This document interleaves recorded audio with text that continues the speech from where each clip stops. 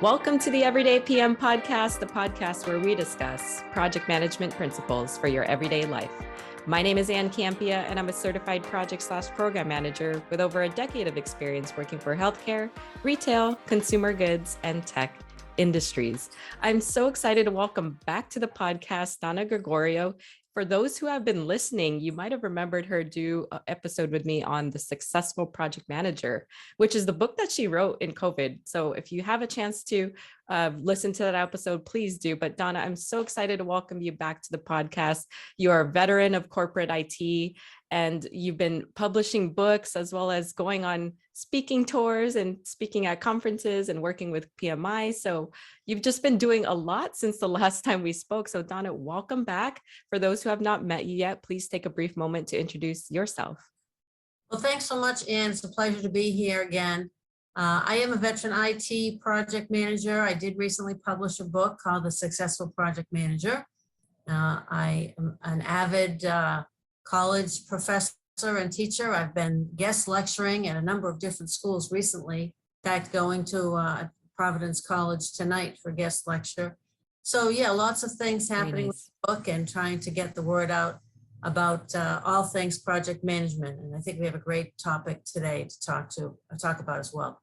And Donna, you essentially are like the archetype of what I aspire to be, because you get to work full time, but then you also get to pay it forward and help educate future project managers and leaders in the space. So again, I love when you're on the podcast. We had such a great conversation the first time. So I'm looking forward to digging in to our topic for this week, which is on the 5 best practices for enterprise work prioritization. Now, to set this up, as a project manager, you typically in your scope of work will prioritize the work against your project or for your team against maybe other competing projects that you're working on a tactical level. But then when it comes to the organization or the enterprise work, that bucket is very much different than what you would see within your scope as an individual project manager. Do I have that correct, Donna? That's absolutely right. And we have, go ahead. We have a project management office that runs projects, and we're very actively involved in especially the highest priority projects in our organization. But as you suggested, the enterprise is the whole IT organization. That's about 450 staff in my company, about 180 projects. Wow. And that's across portfolio and sustainment projects. There are actually more than that. Those are the highest. Those are what people consider the work that's very critical to get done. And so trying to prioritize that work with my CIO as the champion behind it, and the directors as well. And the goal there is to help people with resource decisions and any other kinds of decisions. As you can imagine, we have some challenges in trying to get people to agree on an approach, to agree on the value of prioritizing 180 projects for everyone. It seems it's very time consuming. Why should we bother? I know my work prioritization. I don't really care about everyone else's. Yeah. I don't have a template. I don't understand this tool that you're using. So we have faced a lot of pushback on this. And every now and then I feel like I want to give up. My CIO says, "Oh no, you're not giving up. We need this is important." So it has been a challenge, and I am interested to describe to you what it is we're finally doing and how it's working for us. Why don't you set the stage in terms of how did you even land in this role where you are the project manager who is in charge of prioritizing the enterprise work? It just seems like something that you don't necessarily hand to a first-time project manager. Obviously, you're veteran in your role, but how did you get to this space? Right. So in my organization, we have something called an enterprise PMO. You can look it up, ePMO. It is actually some sort of a standard across the industry. I am the leader of the ePMO, and as such, we get involved in lots of things dealing with the enterprise. For example, we have a set of 7 portfolio leaders, and it's our job to prepare them for various reviews, We help them through the project proposal process. We work with the IT steering committee to get that meetings and agenda set up. We help them with some resource management in our project management tool called Clarity that we use to put together allocations. And the most important feature of the EPMO is my colleague, who is the finance expert. She allocates budgets, and we track budgets for all of IT within the EPMO. So Got it. It is a significant role. And I really am partnered with my colleague, who's the finance expert. And Yeah.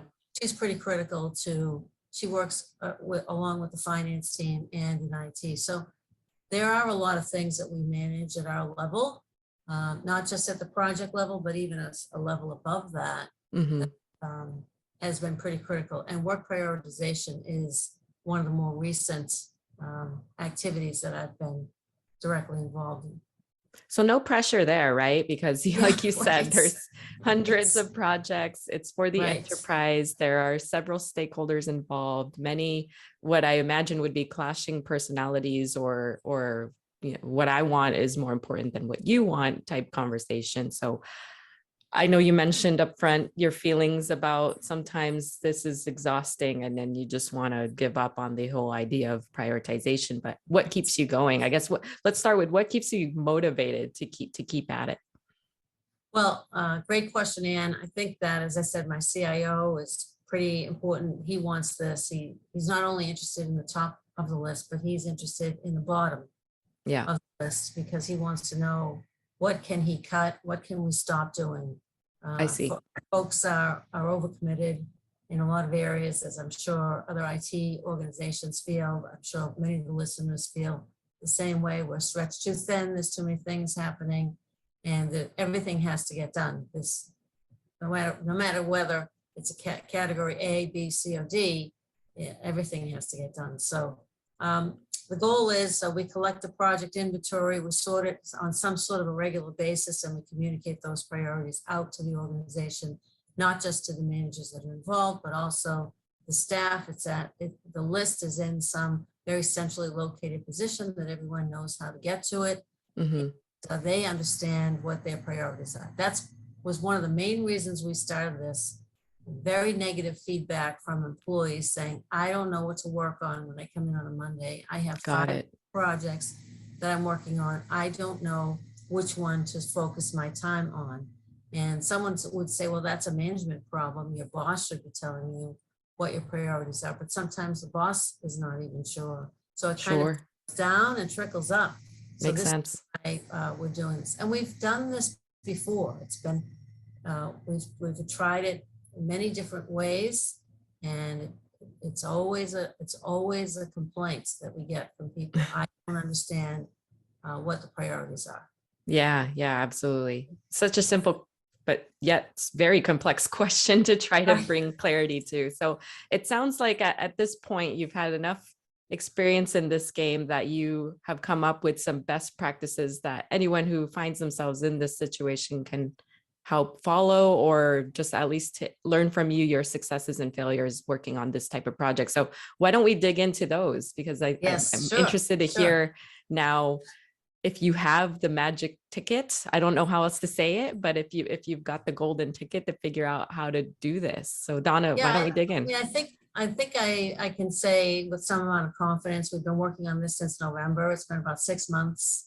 And I think we finally feel like we're at a point where people agree and they like what we've put together. Oh, good. It's taken a while. So let me start.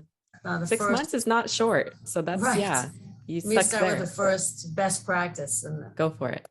5 best practices. The first one is to inventory your project list. And that's no easy feat.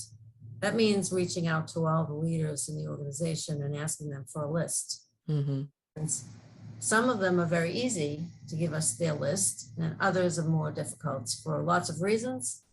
We're talking about operational projects, including keeping the lights on and things like upgrading servers and virtual machines and things like that. We're talking about some of our more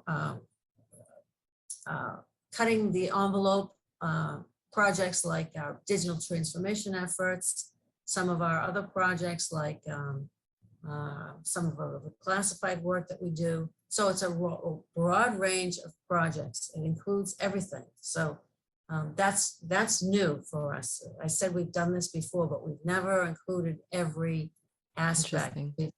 We've more along the lines of focused in one particular area.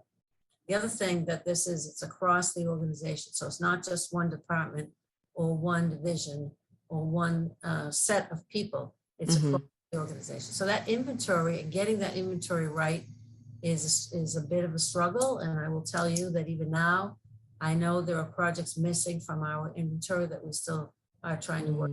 That's really the number one best practice is getting that inventory. And Tell me about, did you set any parameters when this request went out? Were you actually involved with the person that was trying to furnish the list? Like, what was your level of effort when it came to getting this back? Yeah, so I should back up. We had a meeting in November with all the department heads, and there are, I said, 450 staff. We have about 25 department heads across the organization. And it was a 4-hour meeting. And we walked through this whole process with them, explaining what we were doing and why, the rationale behind it, et cetera. A lot of what we just talked about. And so they knew this request was coming. So it wasn't a surprise based on they attended these meetings. So that definitely, and we did talk about parameters. We did talk about anything that was funded for this year that had some money behind it that staff were assigned to. That to us was considered any project that should land on the inventory. Got it. Okay. So they had to think within reason then. It's not like I could have come up with unfunded projects. So people say, this is unfunded, but we still have to do it. Yeah. I figured that would show up on there just because if I was in that position, I just want to throw it on there and then see if magically so it's able to get picked up, or at the very least it's there on the list and is visible. Okay, got it. So that was our first best practice. The second one is that we put it in a list that was, and again, you could use, don't forget about the tool that we use. You could use Excel. Sure. Just think about this as an Excel list. Add some metadata that you can then filter on. So that was critical for us. We decided to do that early in the process, and it was a smart move. So things like owning organization. So for example, I only want to see the projects that are in my division. Mm-hmm. Can do that with this list. Or I only want to see projects that are a certain category. And again, we rank them, and I'll talk about that in a minute. But maybe I only want to see a certain category within my division. Or maybe I only want to see certain projects that are in a particular area like digital transformation. I'm only interested in those. So we did add filterable metadata to that inventory. That was critical, and I think has come in really handy for us. So that would be my second. Absolutely. Yeah. Third sounds like a means to organize, which is good. I like that. Yeah, and again, because it's such a big list, and you want people to be able to extract sub lists from it that are already prioritized. So they don't have to reprioritize anything. So that's great. Gotcha. The third best practice is to come up with some sort of a rubric. Now, we originally said we were not going to write this rubric down. We wanted people to keep it in their head, but it was too difficult. And so my best practice, I think we just did this recently. The most important thing we did was we came up with a model in the Excel spreadsheet where you could answer some very simple questions. We have 5 questions. That's it. It's not 25. It's a reasonable number of questions. And basically the answer is A, B, or C. So things like, is this a corporate priority? It's a really high priority, it's a medium priority, or a low priority based on operating plans, strategy plans, information that we have about the company. And so that is a score. And then the next one, is it classified? Does it have some security related or legal related concept? So that would give it a score as well, and etc. Whatever your rubric is, you need to figure out what that is. And that basically dumps each of these projects into a bucket of a category, A, B, C, or D. And so that's my fourth related best practice, is to come up with categories. We Okay. call them A, B, C, and D. They're really, if you're in an A category, that's the highest priority. So we could have called them priorities, 1, 2, 3, and 4, or we could have called Sure. something else, but we chose to call them category A, B, C, and D. So now you have the top of your list and you have the bottom of the list. Okay. I will tell you that I answered all the questions. Being in the EPMO, I'm quite familiar with all the projects across the organization. And I drafted the answers to all of the questions for all of the projects. So the current A, B, C, and D categories are based on my EPMO assessment of the projects. Okay. So to make sure, especially the D projects, that they verify that my answers are correct. I think Okay. but maybe I don't know all of the projects as well as I think I do. So Okay. that might be it. That's a critical piece that's still outstanding. I'm curious if there was any, is there any subjectivity in the responses? Because I imagine if I was filling this out, everything on my list is a priority. So I'm constantly categorizing it in A. But is there a second pass through where you're looking at it again just to make sure that what people are responding with is actually within reason of how you've measured the EPMO? Right, right. I mean, I think there are some projects, like, for example, we have a corporate intranet. That's a pretty big project that a lot of people work on. And it has really nothing to do with security. So Right. it would get an NA for the security ranking. Okay. Yeah. Example. Got it. It's also not mission. It doesn't apply to the mission at all. So from a strategy standpoint, it's not very high. So I think when the project leader answers the questions, she will get similar answers to what I put, but maybe missing something. Maybe there is a security element that I'm unaware of Got it. at my level that maybe I missed in Right. the question. So that's just an example. There's a bunch of other examples. A lot of the operational projects, like upgrading Windows servers and whatnot, they didn't get very high scores. And that may be, again, I may not be completely aware of why these things have to be upgraded. And if they don't get upgraded, what is the risk to the rest of the infrastructure? So that might impact the scoring as well. But I think Got the it. question is pretty straightforward. We also added an escalation feature. So if there's something that really has to get done, then it gets bumped way to the top in some cases. So Sure. I mean, Sure. Makes it's sense. subjective, but I think for the most part, the questions are pretty straightforward, and hopefully I got most of them right. Yeah, it sounds like you're trying to introduce as much as you can to keep it as objective as possible. So I I think that agree. people complain, this is too much, this is taking up too much of my time and I can't be bothered. So we thought, well, we'll draft answers and we can have people validate the answers. That would take a lot less time. Smart. I Yeah. sent out all the questions to all the leaders and waited for them all to reply. They just roll their eyes and say, oh, here she goes again, giving us more work than we need to do. So, and that, believe me, I hear that enough. So Yeah. that's one of the reasons why I took a shot at answering all the questions. Hey, whatever you got to do to drive their response. Donna, you did exactly what everybody else probably would have went to, is let me just give you the responses, I think. So, and if anything, it prompts the conversation and draws the attention back to them looking at the information. So yes, exactly. And then the last best practice that I have is focus the monthly meeting on only those in the category A and rank order those in the category A. So we have a total of out of the 170 projects we had on our original list, the category A came down to only 61 projects total. So now we only have 61 that we have to rank order. And if you further filter that down to the owning organization, when I attend one of the divisions meetings, he only has 30 projects to look at, and the other group only has 20 to look at, and the third group only has 10 to look at. yeah. So there's less number of projects that they have to worry about rank ordering. The rest of them, they are just in there as in buckets, bucket B, bucket C, and bucket D. If we want to look further at those, another opportunity, we can, but we're really focused on only the A's. So we put together one slide that has those 61 projects on it, and that's all we have to look at for the meeting. That's amazing.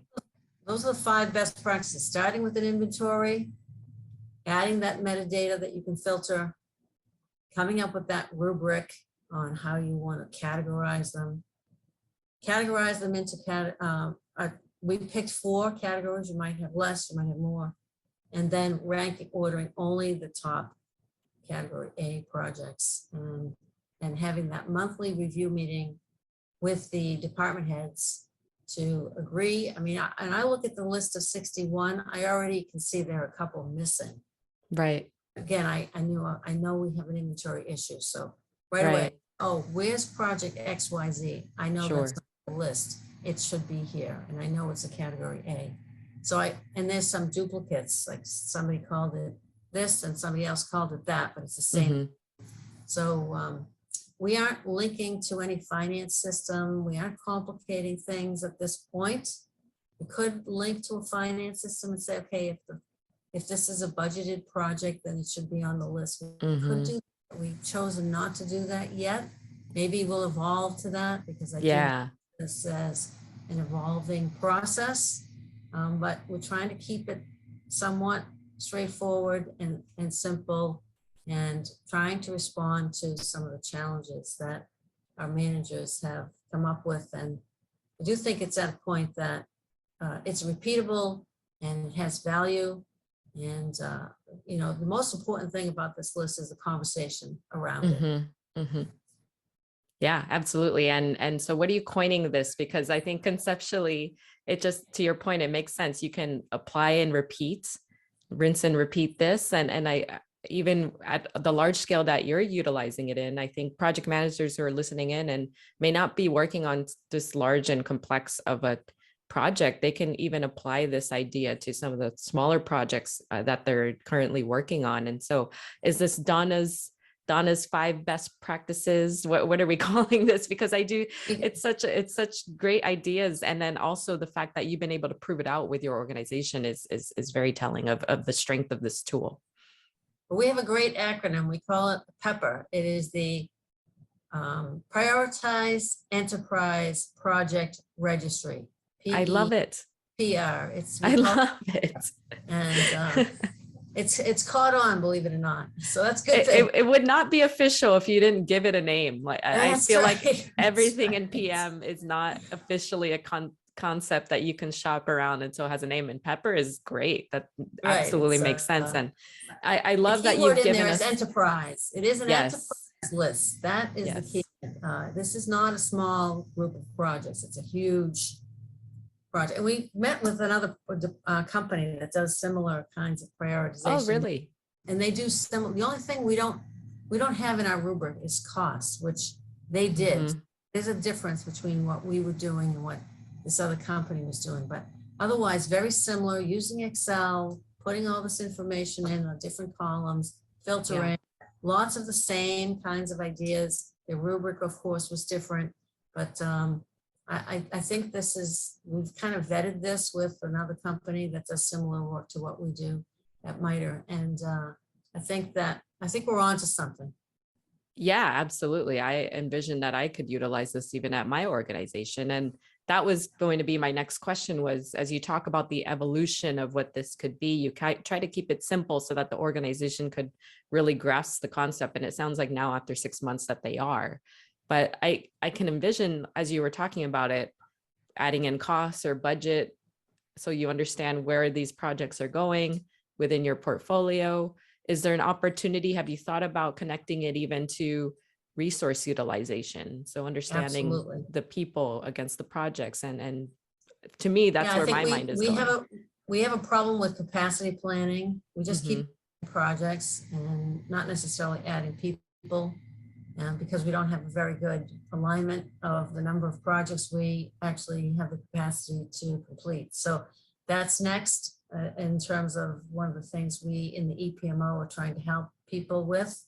But I think that's, the key goal, and I've said this before, for project management is to advance the success of the project. So one might say, well, how does work prioritization help with the advancement of your project? Well, if you're a high priority project, then you're going to get resources, you're going to get funding. So that's always a good thing in terms of wanting to execute against your project, be successful. So that's one of the reasons why we think work prioritization is important. We're advancing the mission, advancing the project, helping the project managers be successful. And resource planning and hiring are along those same lines. So I think that's next in terms of what this can provide us. I think at the moment, this is helping at the local level with resource management. So in other words, if I have one person who's very capable and is currently working on 5 projects, I now can prioritize those 5. Mm-hmm. Maybe some of them are in a B or a C category, and maybe those will automatically get dropped off of his list of 5 things. Right. Because he needs to focus on the A category things. If he gets invited to a meeting at the same time, 3 meetings, and one of them's an A and the other Mm-hmm. 2 are not, then he knows which meeting he should attend. So I do think that we're helping with execution, and in any ways we can do that. Often the EPMO looks like a reporting arm. We run meetings, we run status meetings, we put templates together for managers to present to VPs and whatnot. And that's all good, but it's not good enough. This is the thing that really advances the mission, advances the project, and we want to be helpful. We don't want to be a blocker. So we want to do it in a way that's not going to take up a lot of people's time, but Right. yet provides value and benefit, not just to the managers, but to the directors and the VPs. And when you talk about budget planning, what can I drop off my list is always a really good question the VPs are asking. And now with this prioritization application of this rubric, we're seeing Ds, we're seeing Cs. Yeah. When can we turn those into Fs and take them off the list? Yeah. Yeah. We're looking for is Yeah. where can we cut projects? So Absolutely. Donna, this synthesizes everything that is being promoted in the new 7th edition of the PMBOK when we talk about value delivery system and how are you able to track the projects at the portfolio and even at the enterprise level. And I feel like this would be a natural extension to what we're learning in some of the new information that PMI has even put out for project management. So yeah, I think you synthesized it really well. And I'm very excited to see where this project goes. You're over one big hump, but I'm sure there are many others in terms of evolution and how you want to mature even this idea of Pepper and the tools that you're utilizing as well. So I'm looking forward to hearing more about it as you go through the pain points and learn the successes and failures along the way for this particular scenario that you're under, Donna. I think you have so much to share with our audience. And like I said, I think we can just learn from taking from the best practices that you shared today. So Donna, I think that will do it for this installment of the Everyday PM podcast. Thank you so much for your time and sharing of your knowledge on how to organize enterprise work and prioritize it using this Pepper method, which I love the name. Donna, if folks want to continue the conversation with you, where can they find you online? best place to find me is at my website, donnagregorio.com, but also on LinkedIn. Would love to hear from folks about their comments.